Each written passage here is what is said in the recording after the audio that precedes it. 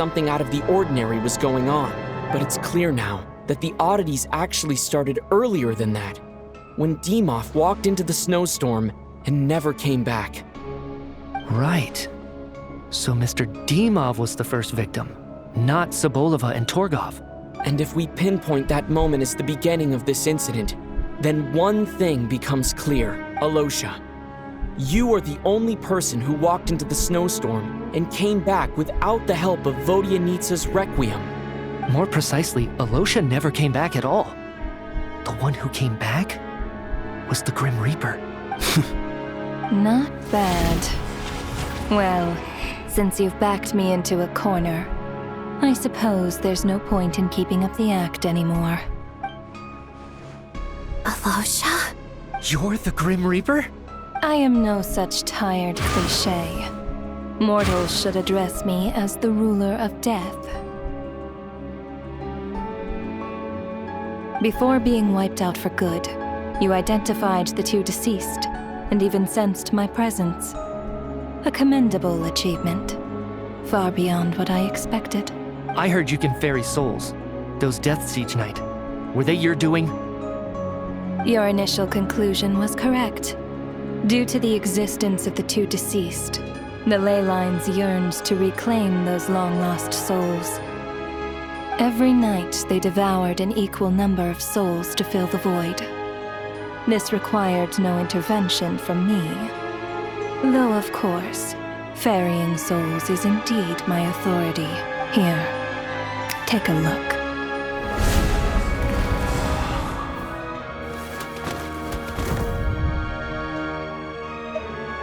What are you doing? That takes care of today's two. Don't get so worked up. You are already dead, and your souls must return to the ley lines. I know we're already dead. You murdered us, didn't you? Murdered? No. Murder is when mortals usurp my authority. Death is my jurisdiction.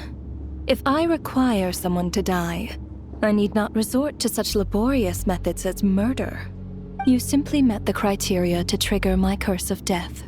I know about the curse of immortality. So there's another death-related curse too? You cursed us? When? And why would you do such a thing? So often, humans pray to me, begging to know when their death will come, and what form it will take. But few people ask why. If you must have an answer, know that death comes simply because one's time has come. So you're not gonna tell us the truth? Hold your tongue. By all rights, you shouldn't even be allowed to speak with me. Those angels from the past are to blame for the reckless renovation of the ley lines here. It's made my work on this occasion infuriatingly complicated. Work? So trapping us here, making us watch our friends die, that's just another day at work for you? You clearly have a lot of questions. Fine. As a reward for your remarkable accomplishments over the past few days, I shall answer a few of your inquiries, provided they aren't too unreasonable. After the physical body dies, the soul must return to the ley lines for that person's death to be considered complete. My work encompasses the entire process of death, including, naturally, the guiding of souls into the ley lines, with which you are now so familiar. You must also be rather familiar with Natlan's Night Kingdom, I presume? It was I who supported the creation of the Night Kingdom. It provided a convenient means of guiding the souls of Natlan. Here, too, the ley lines connected to the theater underwent some modifications. The angels hoped to make them capable of accommodating the souls of some special creations. But this actually hindered their ability to accept ordinary souls to some degree. This effect manifested itself after you died from the curse in the theater, leaving you stranded in the afterlife, unable to achieve a complete death. But if souls who die from the curse of death fail to return to the ley lines within a short window of time, they will miss their chance for good. Then, they will remain forever suspended between life and death, no longer subject to the authorities of either. So if you don't resolve this matter soon, and see all our souls return to the ley lines before long, we'll escape your control. Mitya is sharp.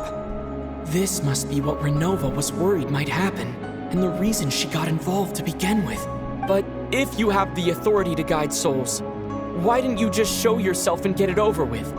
Why hide among us in the form of Alyosha? You seek to understand the mind of a god. Very well. I'll tell you. This is a theater, and I decided I wanted to watch a show about death. That's why I encouraged you to take the events to the stage. I found myself getting quite immersed. I suppose the entertainment you provided makes up for all the trouble you've caused me by being so defiant in the face of death. There. Are you happy with my answer? Can't say I am. Really? But it fits the stereotypes you humans have about gods. Just moments ago, you were complaining about how infuriatingly complicated your work here has been. Work is work, I get it. There are times when it's a huge pain, but you just have to get it done, right? That's a rather unique perspective for a human. You are in fact correct. There is a pain point in this case.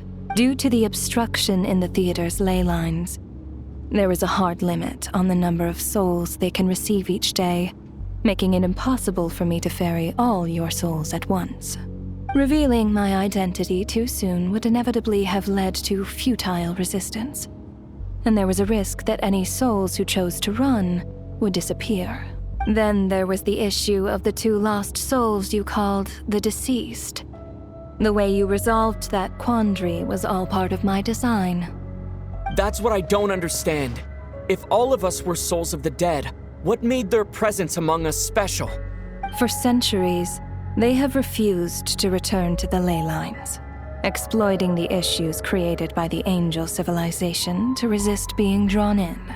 Centuries of obsession accumulated during this process. You may think of this obsession as the resentment of the dead, and in this quantity, it was a bomb that could have detonated at any moment. It reached the point where I could not afford to leave it unchecked.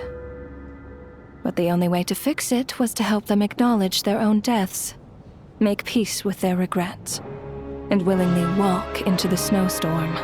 Only then, with my guidance, could they finally return to the ley lines. Otherwise, you would not like to know what the consequences would have been. I vaguely remember seeing Batashka, but in the most terrifying form. Was that in a dream? Is that what would have become of her if she hadn't returned to the ley lines? I see your dreams brought you many revelations.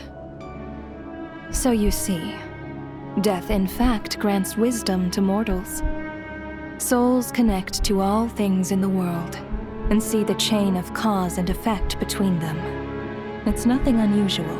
Anyway, giving psychological counseling to lost souls is not my strong suit. That is more of an angel's role. It was something I could not resolve directly using my authority, so I decided it was easier to leave the bomb defusal to you. Meanwhile, of course, their presence caused the souls of other members of your party to return to the ley lines each night. From where I stand, that was killing 2 birds with 1 stone, as both issues slowly resolved one another without me having to lift a finger. All I had to do was stay close by and keep the situation under control. Then use my authority to wrap things up at the end. And, of course, while I was at it, I thoroughly enjoyed watching this drama, dealing with death from a mortal perspective, play out on the stage. Sounds like you had it all figured out, Grim Reaper. I just did the math. You said there's a hard limit to the number of souls the ley lines here can receive each day. It's 2, isn't it? That much is obvious, even to a fool. It's time to review this whole affair. If the ley lines can only take in 2 people per day, I need to go over the deaths from these past few days again.